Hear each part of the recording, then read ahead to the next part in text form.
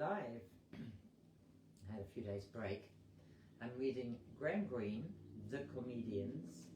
It's a book which largely plays in the corrupt Haiti. The three comedians were Mr. Smith, who was once a presidential candidate, Mr. Jones, who calls himself Major Jones, and Mr. Brown, who is retelling this story. We are in the third part of this book. This is the second chapter, and I was in Roman 2, which I hadn't quite finished because it was quite a long chapter. Mr. Smith has already left Haiti.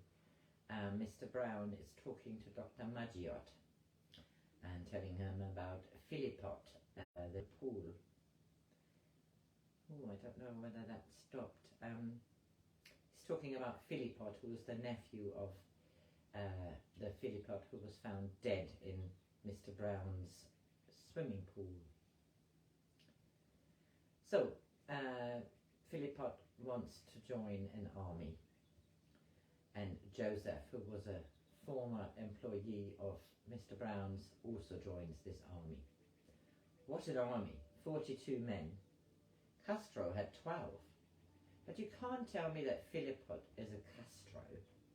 He thinks he can establish a base near the frontier for training. Papa Doc has chased the peasants away for a depth of 10 kilometers, so there is a possibility of secrecy, if not of recruits. He needs Jones. Why Jones? He has a great belief in Jones. He would do better to find himself a Greene. Training is more important than weapons at the start. You can always take weapons from the dead, but first you have to learn how to kill. How do you know all this, Dr. Maggiot? At times they have to trust even one of us. One of you? A communist. It's a wonder you survive. If there were no communists, most of our names are on the CIA list. Papa Doc would cease to be a bulwark of the free world. There might be another reason too. I'm a good doctor. The day might arrive. He's not immune. If only you could convert your stethoscope into something fatal. Yes, I thought of that. But he will probably outlive me. French medicine is fond of suppositories and piqûres. They would be tested first to someone of no importance. And you really think that Jones, he's only good to make a woman laugh? He had the right experience in Burma. The Japanese were cleverer than the Tonton Macoute. Oh yes, he boasts about that time. I hear he holds them spellbound in the embassy. He sings for his supper? He can't want to spend his whole life in the embassy. He doesn't want to die on the doorstep either. There are always means of evasion. He'd never risk it. He was risking a lot when he tried to swindle Papa Doc. Don't underrate him, just because he boasts a lot, and you can trap a man who boasts. You can call his bluff. Oh, don't mistake me, Dr. Maggiot. I want him out of the embassy every bit as much as Philippot does. And yet, you put him there. I didn't realize. Oh, that's quite a different matter. I'd do anything.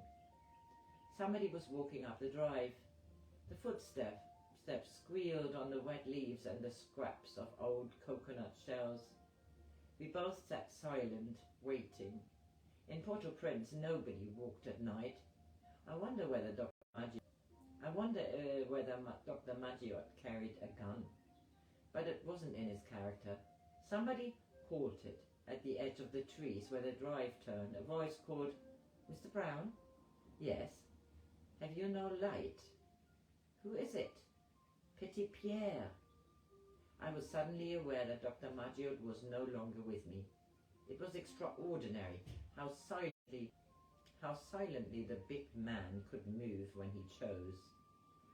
"I'll fetch one," I called. "I'm alone." I felt my way back into the bar. I knew where I would find a torch. When I turned it on, I saw that the door into the kitchen quarters was open. I came back with a lamp and Petit Pierre climbed the steps. It was weeks since I had seen those sharp, ambiguous features. His jacket was sopping wet, and he hung it on the back of a chair. I helped him to a glass of rum and awaited an explanation.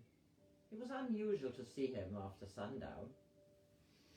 My car broke down, he said. I waited till the worst rain was over. The lights are late tonight in coming on. I said mechanically, it was part of the small talk of Port-au-Prince. Did they search you at the block? Not in this rain, he said. There are no roadblocks when it rains. You can't expect a militiaman to work in a storm. It's a long time since I've seen you, Petit Pierre. I've been very busy. Surely there's not much for your gossip column? He giggled in the dark. There's always something, Mr. Brown. Today is a great day in the history of Petit Pierre. Don't tell me you got married. No, guess again. You've inherited a fortune. A fortune in Port-au-Prince? Oh no, Mr. Brown. Today I have installed a hi-fi stereo. Congratulations. Does it work? I haven't bought any discs yet, so I cannot tell. I have ordered discs from Hammett of Jules Greco, Francois Hardy, and Johnny Holiday. I've heard that Hammett isn't with us anymore. Why? What has happened?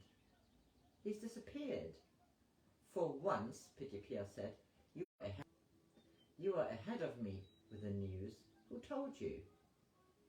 I guard my sources.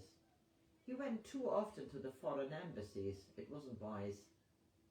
Suddenly the lights came on, and for the first time I caught Petit Pierre off guard, brooding, disquieted, before he reached to the light and said with his habitual gaiety, I shall wait for my discs then. I have some records in the office I can lend you. I used to keep them for the guests. I was at the airport tonight, Petit Pierre said. Did anyone get off? As a matter of fact, yes. I didn't expect to see him.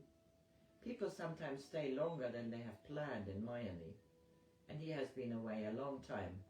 And what with all the trouble? Who was it? Captain Concasseur. I thought I knew now why Petit Pierre made his friendly call. It was not just to tell me about the purchase of his hi-fi stereo. He had a warning to convey. Has he been in trouble? Anyone who touches Major Jones is in trouble, Petit Pierre said. The captain is very angry. He was much insulted in Miami. Think of it, Captain Concasseur. He wants to rehabilitate himself. How? By getting Major Jones somehow. Jones is safe in the embassy. He could stay there as long as he can. He had better not trust any safe conduct. But who knows what attitude a new ambassador might take. What new ambassador? There is a rumor that the president has told Senor Pineda's government that he is no longer persona grata. Of course, there may be no truth in it. May I see your discs, please? The rain is over and I must be going. Where have you left your car? At the side of the road below the block. I will drive you home, I said. I fetched my car from the garage. When I turned on the headlights, I could see Dr. Maggiot sitting patiently in his car. We didn't speak. This was the end of Roman 2, and I'm reading Roman 3 soon. There was a little bit of interruption on the internet. I hope it worked all right.